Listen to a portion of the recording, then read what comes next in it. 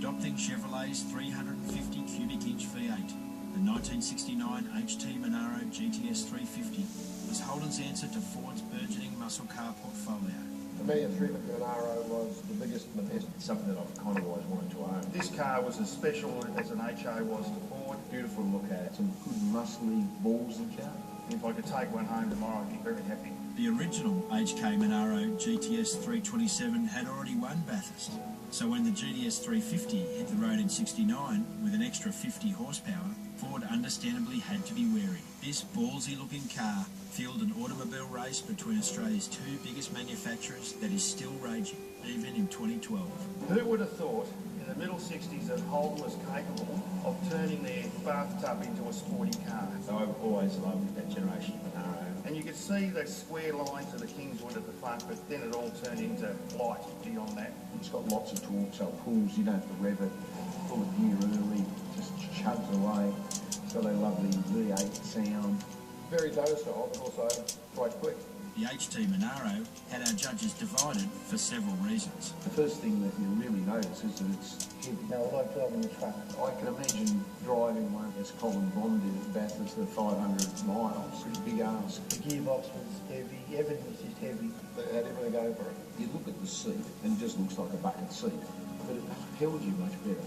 This is an Australia versus the States competition, and JB summed it up best. Our engineers made seats to go around corners and the American engineers made seats to go down freeways. All the judges could agree on one thing.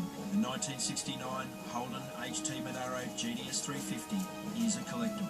The Monaro GTS 350 is collectible. It probably hasn't reached the heights of obviously the HOs and the Goldens, and probably a fraction more than it, but it's going to get there. Tough as nails, beautiful engine. It's got quite a heavy, clunky gearbox, but it's nice, it works well. Live axle at the back, leaf springs, which are embedded in the horse and cart. I think they'll always be worth really good money. If you tweak the engine a little bit, you can kick the tail out. I think that thing would be absolutely awesome. The HT Monaro GTS 350 may have been a game changer, but its American equivalent, the '69 Chevrolet Camaro SS, had our judges salivating. Simply put, it was the best looking car here.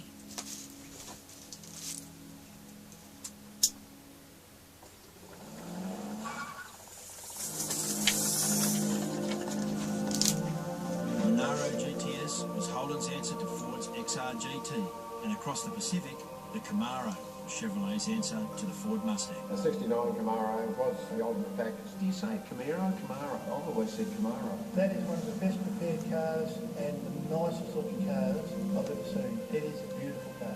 I absolutely loved the Camaro. It's the best of everything. They had to come up with something because Ford caught them sleeping. And for Camaro to make an impression, they had to come up with something really special. And they did. With 14 engines, from a 3.8 litre six-cylinder through to a 7-litre big block V8, the '69 Camaro had something for everyone. With 600 plus horsepower, the 7-litre ZL1 dominated on the track, and on the road, the standard Camaro was still a solid all-round package.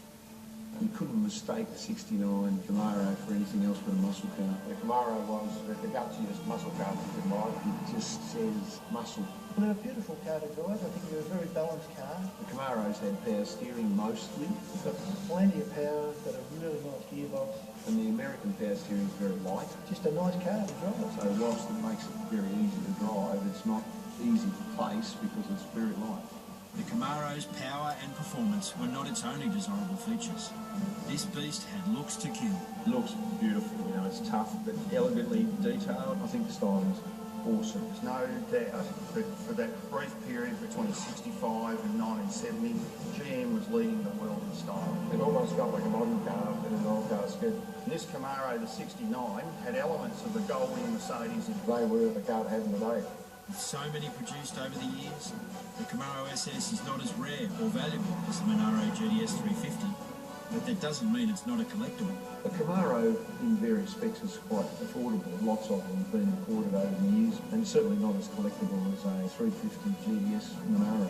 I just thought that car was a beautiful motor car. It's quite a lot different to the Monaro, and then it doesn't have to be everything to everybody. Those headlights and that grille and that coke bottle hip and the slip tail lights and everything, it's just hot It's wheels perfection. 130. With a roaring presence and looks to kill, the 69 Camaro SS was a head-turner in the late 60s and even today. The Monaro GTS 350, on the other hand, might look more subtle, but its legacy may just last